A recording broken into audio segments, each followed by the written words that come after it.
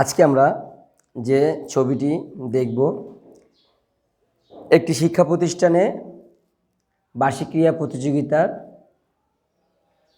যে চিত্র আমরা সেটা দেখব।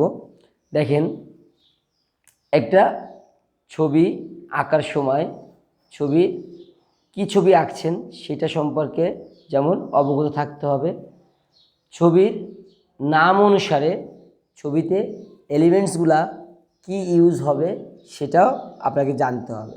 যে আমি বললাম যে শিক্ষা প্রতিষ্ঠানের বার্ষিক ক্রীড়া প্রতিযোগিতা, মানে কথাটা বলার সঙ্গেই তাহলে প্রথম এলিমেন্টস কি? শিক্ষা প্রতিষ্ঠান। যে আপনাকে একটা শিক্ষা প্রতিষ্ঠান আঁকতে হবে। এরপরে একটা এলিমেন্টস, সেটা কি? যে শিক্ষা প্রতিষ্ঠানে ক্রীড়া প্রতিযোগিতা হলেও খেলাধুলা করবে কারা? শিক্ষা প্রতিষ্ঠানের বাচ্চারা, অর্থাৎ একটা ড্রেস আপ আছে, আপনি একই ড্রেসে সবাইকে আঁকতে হবে। এটা একটা দ্বিতীয় কাজ। তাহলে শিক্ষা প্রতিষ্ঠান আমাদের প্রথম এলিমেন্টস, দ্বিতীয় এলিমেন্টস একই ড্রেসে বাচ্চাদের ছবি থাকবে। এখন আপনি যে কোনো একটা খেলা থ্রো করলেন, যে বাচ্চারা ওই খেলাটা করতেছে। যেমন আজকে আমরা মোরগ লড়াই, এটা শিক্ষা প্রতিষ্ঠানের খুব প্রচলিত একটা খেলা, শিক্ষা প্রতিষ্ঠানের ক্রীড়া প্রতিযোগিতাতে এটা হয়, যে দড়ি লাফ, মোরগ লড়াই বা দৌড়, এই টাইপের ছবি আমরা যদি আমরা আঁকি তাহলে কি হবে? যে আমাদের শিক্ষা প্রতিষ্ঠানের প্রোগ্রাম এটা বুঝতে সুবিধা হবে। সেক্ষেত্রে আমরা দেখি যে প্রথমে আমাদের একটা আগে শিক্ষা প্রতিষ্ঠান আঁকতে হবে।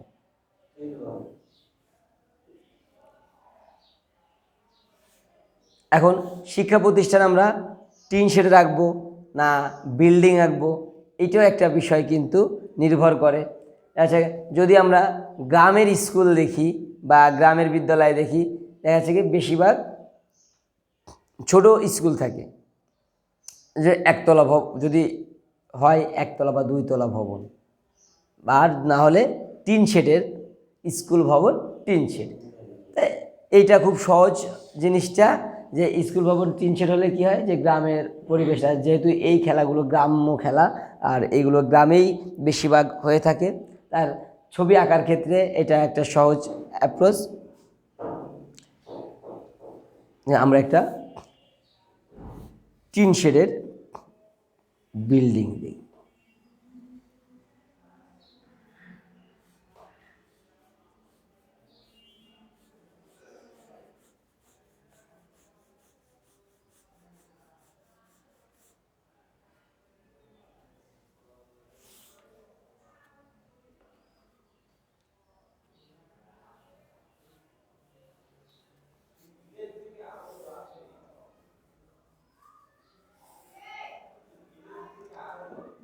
বিদ্যালয় বোঝাতে হলে যেটা প্রথম কাজ, একটা সাইনবোর্ড দিতে হবে।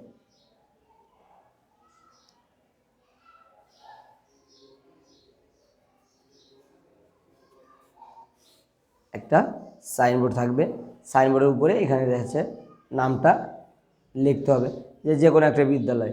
যদি আমরা মনে করি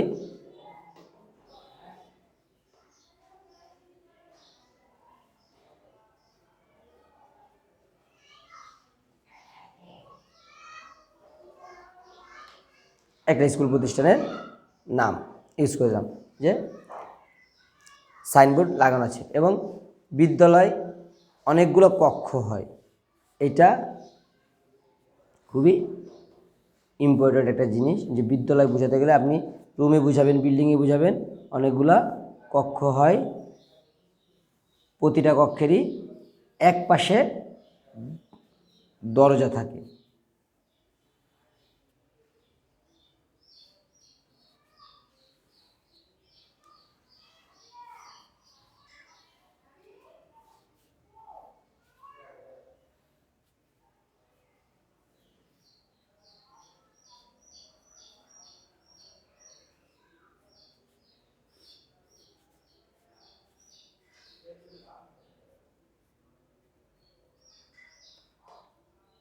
এবারে একটা জানালা দিতে হবে।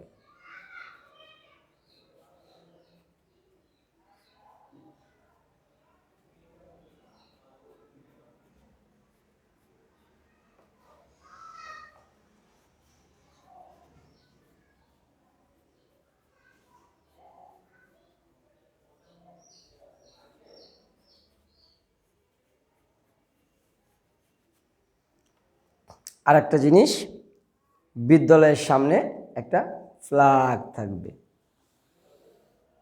কারণ কি, প্রতিটা শিক্ষা প্রতিষ্ঠানে জাতীয় পতাকা থাকতে হয়।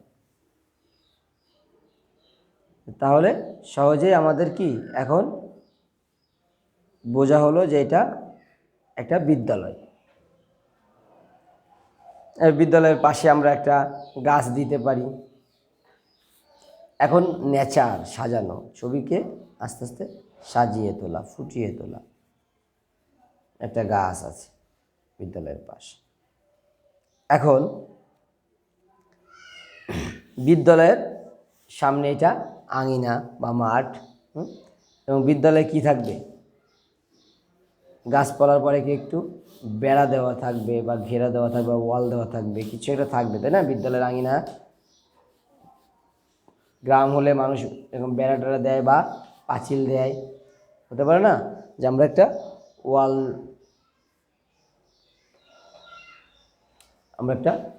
ওয়াল, দেখাই দিই যে বিদ্যালয়টা ওয়াল দিয়ে ঘেরা আছে, ওয়ালের সাথে একটা গেট থাকবে। এটা আমরা মনে করি বিদ্যালয়টা দেওয়াল দিয়ে ঘেরা আছে, এখান থেকে বিদ্যালয়ের গেট।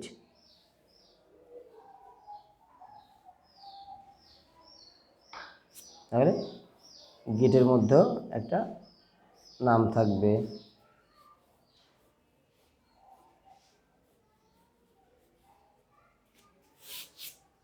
এখন আমরা বিদ্যালয়ের মাঠ পেয়েছি, গেট পেয়েছি, সব কিছু পেয়েছি। এখন বিদ্যালয়, যেহেতু বিদ্যালয়ে স্টুডেন্ট লাগবে, বাচ্চা কাচ্চা লাগবে, তাই না? এখন যেহেতু ক্রীড়া প্রতিযোগিতা, বিদ্যালয়ে কিন্তু একটু সাজসজ্জা করতে হবে। সেক্ষেত্রে কী হবে, বিদ্যালয়ে একটু নিশান দিয়ে আমরা সাজাতে পারি, যে ক্রীড়া অনুষ্ঠানের জন্য বিদ্যালয়টা এভাবে একটু সাজসজ্জা করা হয়, নিশান লাগানো হয়।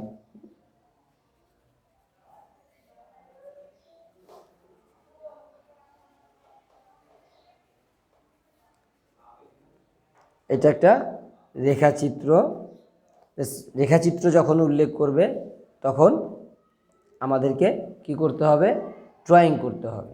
আর যদি বলে রেখাচিত্রে এঁকে কালার দেখান, তাহলে রং করতে হবে। যদি কালার বা রং দেওয়ার কথা না বলে, তাহলে সেক্ষেত্রে আমাদের শুধু ড্রয়িং করলেই হয়ে যাবে। এখন আমরা মোরগ লড়াই করছে এমন একটি খেলা দেখাবো। তাহলে বাচ্চারা মোরগ লড়াই যখন করে তখন কিভাবে ওদের থাকে, আমরা ফর্মটা দেখব। আপনারা ফর্ম করে ফিগারগুলো ধরবেন, তো সেক্ষেত্রে আপনাদের সুবিধা হবে, আপনারা ড্রয়িংটা সহজে করতে পারবেন।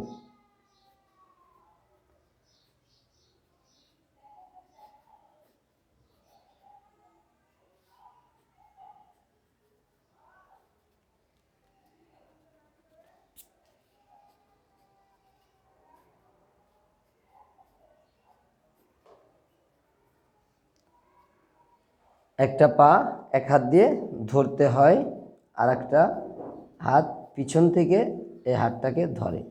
এসে মোরগ লড়াই ক্যারেক্টার। দেখেন ড্রয়িংটা তাহলে ইজি হয়ে গেল ফর্মটা করে নিলে। এখন স্কুল ড্রেস হলে, এই যে স্কুল ড্রেস একটু এমন হাতাই থাকবে। আপনারা শার্ট প্যান্ট এক কালারের করে, মোরগ লড়াই একটা সার্কেলের মধ্যে খেলাটা হয়। সার্কেলিংটা আমরা তৈরি করলাম। এই মোরগ লড়াইতে 2-3 জন, 4-5 জন অনেকেই থাকতে পারে।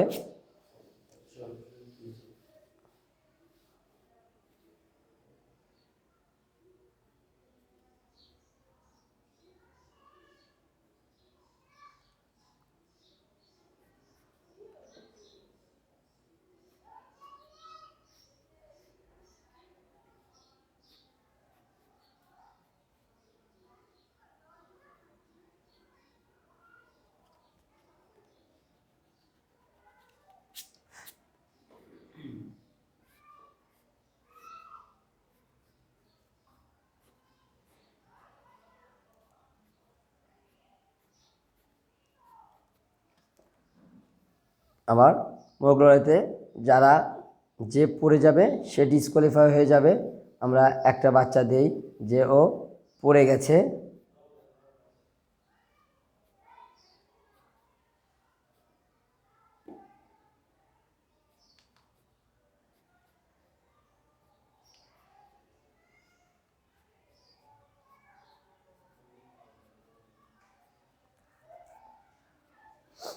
আরেকজন বাইরে বসে আছে।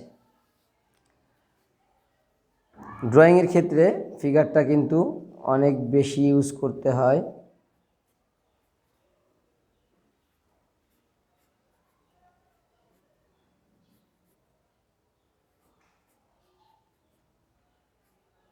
আচ্ছা, ও ডিসপ্লে হয়ে বসে আছে।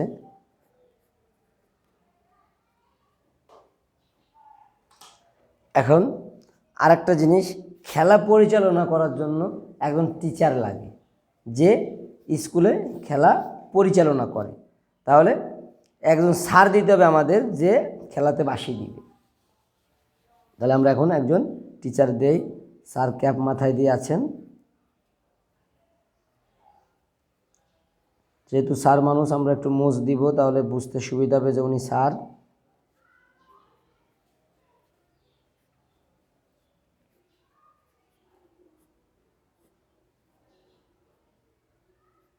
স্যারের হাতে একটা বাঁশি।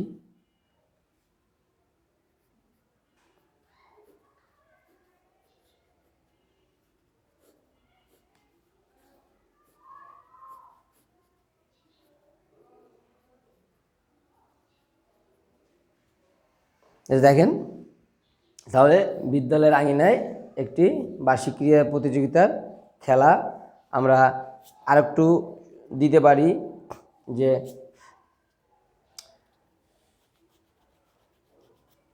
দেখেন, আমরা সাবজেক্ট করার পরে আমরা কিন্তু সামনের প্যাটার্ন আঁকার সময় অনেক কিছু মুছতে হতে পারে। এটার জন্য ছবিটাকে সাজানোটা জরুরি। যেমন এখানে একটা টেবিল বসানো আছে, পিছনে অতিথিরা বসে আছে।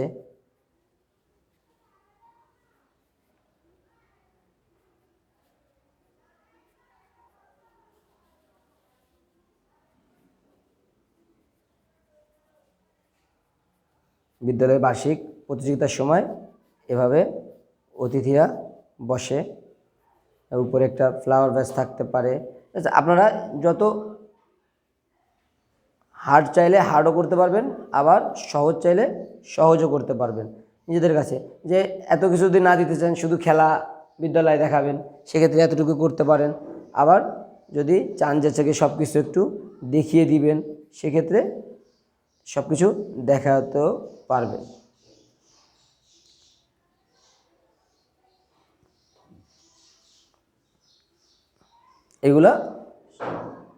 এটা হলো বিদ্যালয়ে একটি ক্রীড়া প্রতিযোগিতার বার্ষিক। আপনাদের এভাবে ফর্ম করে বক্স করে করলে জিনিসটা ইজি হবে, সহজ হবে। আশা করি সবাই সুন্দর মতো বুঝতে পেরেছেন।